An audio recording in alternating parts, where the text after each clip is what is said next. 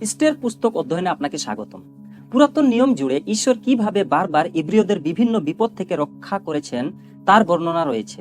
জাতি হিসেবে তাদের এখনো টিকে থাকার একমাত্র কারণ হলো অসংখ্যবার ঈশ্বর তাদের বিশ্বস্তভাবে বিভিন্ন বিপদ থেকে উদ্ধার করছেন। এটি তিনি করেছেন কারণ তিনি তাদের ভালোবাসেন এবং তাদের মধ্য দিয়ে পরাক্রম কাজ সাধন করতে চান। এই পাঠে আমরা এমন একটি সময়ের বিষয়ে দেখব যখন ঈশ্বর বন্দিত্বে থাকা ইহুদিদের চরম অবস্থা থেকে মুক্ত করেছিলেন। এই কাজ তিনি একজন এতিম মেয়ের বিশেষ পদক্ষেপের মধ্য দিয়ে করেছিলেন, যার নাম ছিল ইস্টের। তাহলে ইস্টের পুস্তক কথা থেকে শুরু হয়। কল্পনা করুন, পারস্য সাম্রাজ্যের রাজা অহস্যেরস এক বিশাল উৎসবের আয়োজন করেছেন। এই উদযাপনের সপ্তম দিনে রাজা অহস্যেরস তার স্ত্রী রানী বষ্টিকে উৎসবের অতিথিদের সামনে রাজকীয় মুকুট পরিধান করে তার সৌন্দর্য প্রদর্শন করতে বলেন। প্রথা অনুসারে এই আদেশের অর্থ ছিল তিনি শুধুমাত্র রাজকীয় মুকুট ছাড়া আর কিছুই পরিধান করবেন না। বষ্টি এমন প্রস্তাব প্রত্যাখ্যান করেন। তার অংশগ্রহণের অস্বীকৃতিকে রাজা অপমানজনক মনে করেন এবং সমগ্র সাম্রাজ্যে স্বামী স্ত্রী সম্পর্কের স্থিতিশীলতার জন্য এটিকে হুমকি হিসেবে দেখেন। তাই তাকে চিরতরে রাজার সান্নিধ্যে থেকে বহিষ্কার করা হয় এবং সিদ্ধান্ত হয় রানী পদ থেকে তার স্থলাভিষিক্তের।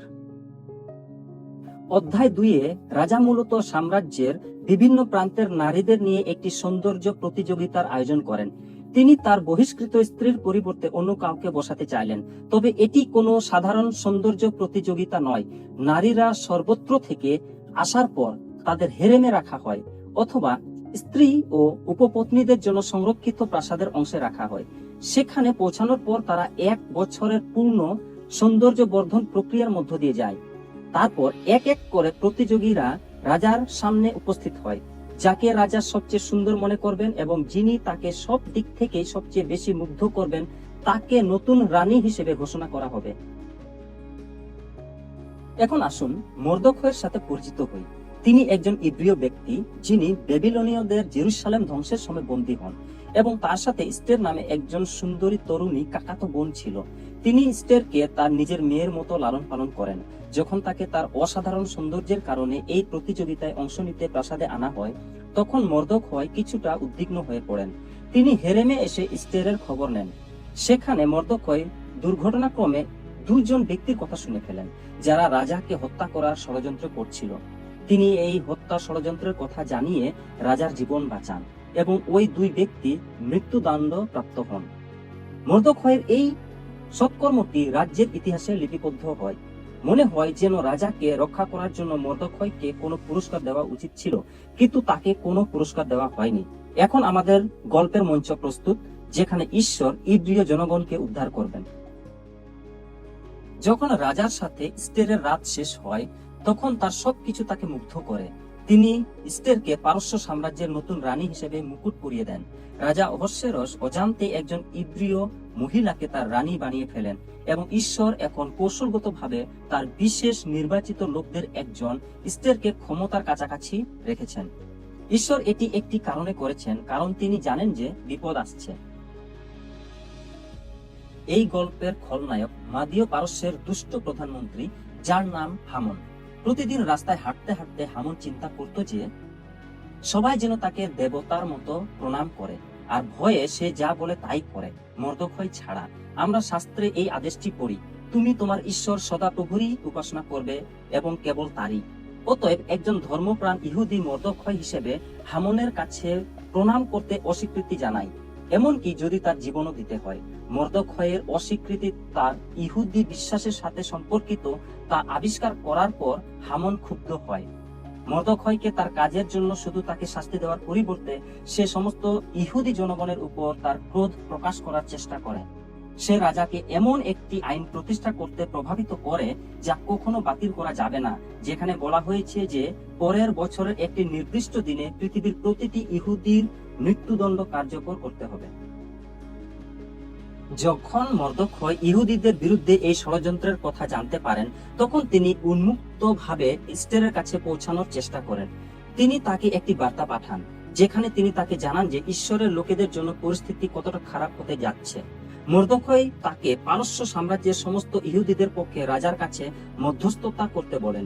ইস্টের 4 অধ্যায় 11 পদে যা লেখা আছে সেই অনুযায়ী উত্তর দেন।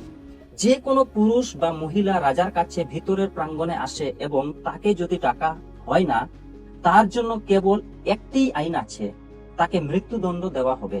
যদি না রাজা তার দিকে সোনার রাজদণ্ড তুলে দেন যাতে সে বেঁচে থাকে। আর এই 30 দিন ধরে আমাকে রাজার কাছে আসতে বলা হয়নি।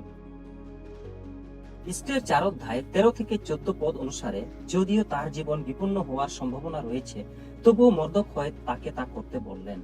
ভেবো না যে রাজপ্রাসাদে আছো বলে তুমি সকল ইহুদিদের রেখে বাঁচতে পারবে, কারণ যদি তুমি এই সময় চুপ করে থাকো তাহলে অন্য কোনো জায়গা থেকে ইহুদিদের জন্য স্বস্তি ও মুক্তি আসবে এবং তুমি এবং তোমার বাবার পরিবার ধ্বংস হয়ে যাবে। আর কে জানে তুমি কি এই সময়ের জন্য রাজত্ব লাভ করনি। মর্দখয় স্পষ্ট করে বললেন যে তিনি বিশ্বাস করেন ঈশ্বর তার লোকেদের কোনো না কোনো ভাবে রক্ষা করবেন। তিনি আরো ইঙ্গিত করেন যে ঈশ্বর ইতিমধ্যেই পর্দার আড়ালে কাজ করছেন ইস্টেরকে এই ক্ষমতার পদে বসিয়ে, যাতে তিনি তার লোকদের রক্ষা করতে পারেন। ইস্টের তার বার্তা হৃদয়ে গ্রহণ করেন।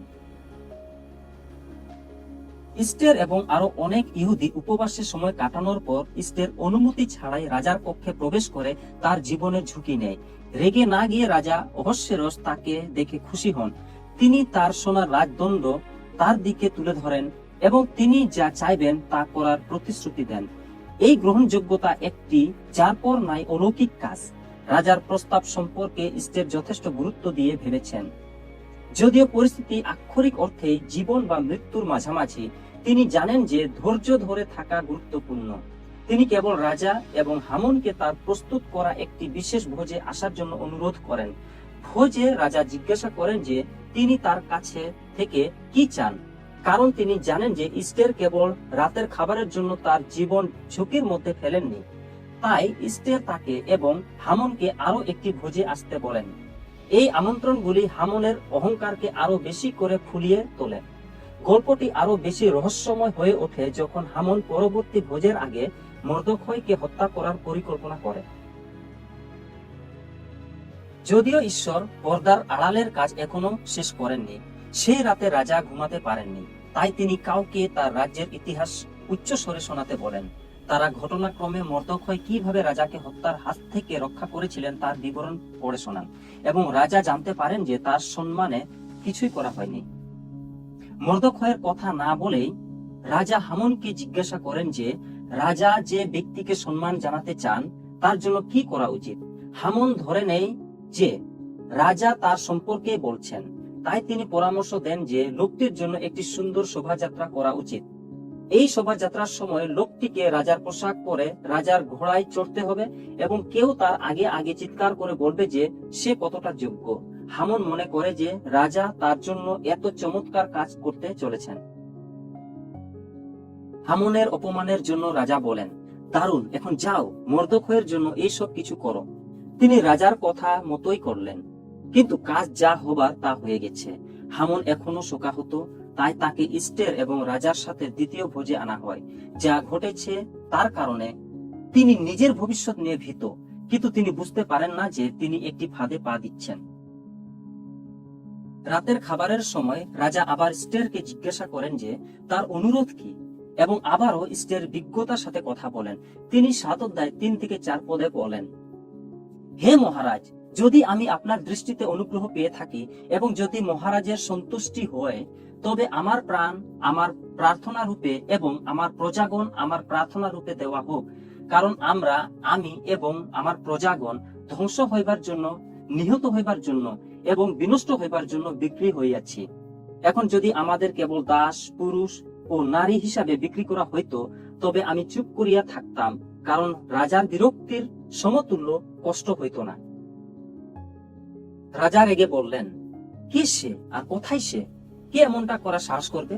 6 পদে ইস্টের চিৎকার করে বলেন, এই দুষ্ট হামন একজন শত্রু। রাগে রাজা ছুটে বেরিয়ে যান এবং নিজেকে শান্ত করার জন্য বাগানে যান। হামন তার শেষ নিকটবর্তী জেনে মেঝ পেরিয়ে ইস্টেরের কাছে যান এবং তাকে বাঁচানোর জন্য অনুরোধ করে, তার দিকে হাত বাড়ায় এবং এই জন্য মরিয়া হয়ে আবেদন জানায়। রাজা ফিরে এসে দেখেন যে তিনি ইস্টেরকে স্পর্শ করে আছেন। তাতে রাজা আসলে চিৎকার করে এ কথাই বললেন, আমি ঘরে থাকাকালীন কি লোকটি রানীকে ধর্ষণ করার চেষ্টা করবে?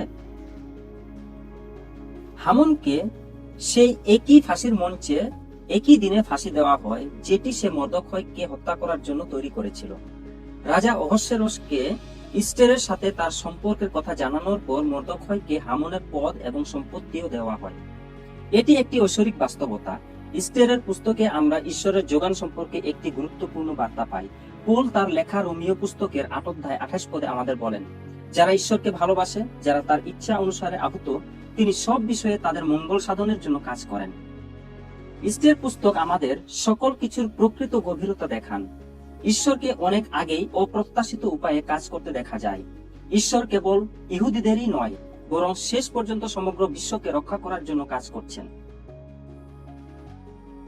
গল্পটি শেষ হওয়ার সাথে সাথে আমাদের মনে রাখতে হবে যে ইতিহাসের সেই সময়ে আইনগুলি বাতিল করা সম্ভব ছিল না। হামন রাজাকে ইহুদি জনগণের গণহত্যার অনুমতি দেওয়ার জন্য একটি আইন প্রণয়ন করতে রাজি করিয়েছিলেন। এমনকি রাজা নিজেও এটি বাতিল করতে পারবেন না। গণহত্যা এখনো চলছে, তবে ঈশ্বরের লোকেরা হাল ছাড়েন না। রাজা অহস্যেরস, মর্দখয় এবং ইস্টেরকে রাজার নামে একটি নতুন আইন লেখার অনুমতি দেন, যা ইহুদিদের আত্মরক্ষার অনুমতি দেয়, এবং এই আইনটি ওই দিনেই পাস হয়েছিল। ইহুদিদের ধ্বংস করার চেষ্টা করলে যে কাউকে হত্যা করতে এবং সম্পত্তি দখল করতে এই আইনে অনুমতি দেওয়া হয়। এই নতুন আইনের কথা যখন পারস্যদের নিয়ন্ত্রণাধীন সমস্ত জাতির মধ্যে ছড়িয়ে পড়ে, যা ইস্টের ১ অধ্যায় ১ অনুসারে ভারত থেকে ইথিওপিয়া পর্যন্ত ১২৭টি প্রদেশের অন্তর্ভুক্ত, তখন এক নতুন ভয় ছড়িয়ে পড়ে। মানুষ এখন ইহুদিদের ভয় পায়। ভাগ্যের অপ্রত্যাশিত পরিবর্তন ইহুদিদের সাক্ষ্যের উপর আমূল প্রভাব ফেলে। ফলস্বরূপ আশেপাশের জাতিগুলির অনেকেই ইব্রিয়দের ঈশ্বরের আরাধনা করার জন্য ইহুদি ধর্ম গ্রহণ করে। ইস্টের ও মর্দখয়ের সাথে সম্পৃক্ত পরিত্রাণের বার্তা এবং আমাদের নিজস্ব মহান আদেশের মধ্যে একটি সাদৃশ্য রয়েছে। ইহুদিদের সুরক্ষার জন্য এই নতুন আইনের সংবাদ প্রচার করার কোনো ছোটখাটো কাজ ছিল না। তাদের কাজ করার ছিল এবং বার্তাটি ছড়িয়ে দেওয়ার জন্য মাত্র কয়েক মাস সময় ছিল, এবং বার্তাটি অনেক ভাষায় অনুবাদ করতে হয়েছিল। এই কাজটির মধ্যে অগ্রাধিকারের একটি বিষয় ছিল, কারণ ঈশ্বরের লোকেদের জীবন ঝুঁকির মধ্যে ছিল। এই বার্তাটি তাদের জীবন ফিরিয়ে আনবে, যারা ভেবেছিল যে তাদের মৃত্যু নির্ধারিত। তাই যারা বার্তাটি প্রচার করেছিলেন তারা অত্যন্ত অনুপ্রাণিত এবং দৃঢ় প্রতিজ্ঞ ছিলেন। এই ঘটনাগুলির কারণে অনেকে ঈশ্বরের দিকে ফিরে আসেন। আপনার এবং আমার জন্য প্রভুর কাছ থেকে সুন্দর ও জরুরি একটি আদেশ আছে। আমাদেরকে সারা বিশ্বে সুসমাচারের বার্তা পৌঁছে দিতে হবে। জীবনের এই বার্তা এখানে এবং এখনকার বিষয় সম্পর্কে এবং এর চিরন্তন প্রভাব রয়েছে। আমরা কেবল তখনই এই সুসমাচার ছড়িয়ে দিতে পারি যদি পবিত্র আত্মা আমাদের মাধ্যমে কাজ করেন এবং আমাদের প্রতিটি পদক্ষেপে নির্দেশনা দেন। আজ অনেক খ্রিস্টান এই পৃথিবীর সবচেয়ে বিপজ্জনক কিছু কিছু জায়গায় পরিচর্যা করছে, কারণ তারা বিশ্বাস করে যে মৃত্যু এবং অন্ধকার সব শেষ হয়ে গেছে এবং তাদের হাতে উপচয়ের জীবনের চাবিকাঠি রয়েছে। তারা পরিচর্যা করে কারণ তারা পবিত্র আত্মার দ্বারা আহ্বান্বিত, সজ্জিত এবং টিকিয়ে রাখা হয়েছে। মানুষ তাদের সৃষ্টিকর্তার বিরুদ্ধে বিদ্রোহের কারণে মৃত্যুর ছায়ায় রয়েছে, কিন্তু যীশু খ্রিস্ট তাদের জন্য মুক্তি এনেছেন যারা অনুতপ্ত হন এবং তার পরিবারের অংশ হন। শেষ করার সাথে সাথে নিজেকে এই প্রশ্নটি জিজ্ঞাসা করুন, আমি কি সত্যি আমার সমস্ত হৃদয় দিয়ে সুসমাচারে বিশ্বাস করি? আমি কি সত্যি বিশ্বাস করি যে পৃথিবী মৃত্যুদণ্ডের মুখোমুখি, কিন্তু যীশু খ্রিস্টের সুসমাচার মৃত্যু এবং অন্ধকারে ভরা যে কোনো স্থানে আলো আনতে পারে? যদি আপনি এই প্রশ্নগুলির হ্যাঁ উত্তর দিতে পারেন, তাহলে পবিত্র আত্মার শক্তির মাধ্যমে সুসমাচার প্রচারের জন্য আপনার সম্পূর্ণ প্রতিশ্রুতিবদ্ধ হওয়া উচিত। যদি আপনি এই বার্তাটি ঠিক যেমনটি তেমনি ভাবে দেখতে পান, তাহলে আপনি এই অগ্রাধিকার উপলব্ধি করতে পারবেন এবং সাহসের সাথে আহ্বানে সাড়া দিবেন। আজই ঈশ্বরের কাছে প্রার্থনা করুন, তাকে বলুন যেন তিনি আপনার মধ্য দিয়ে তার আলো এবং জীবনের বার্তা নিয়ে বিশ্বকে জয় করেন।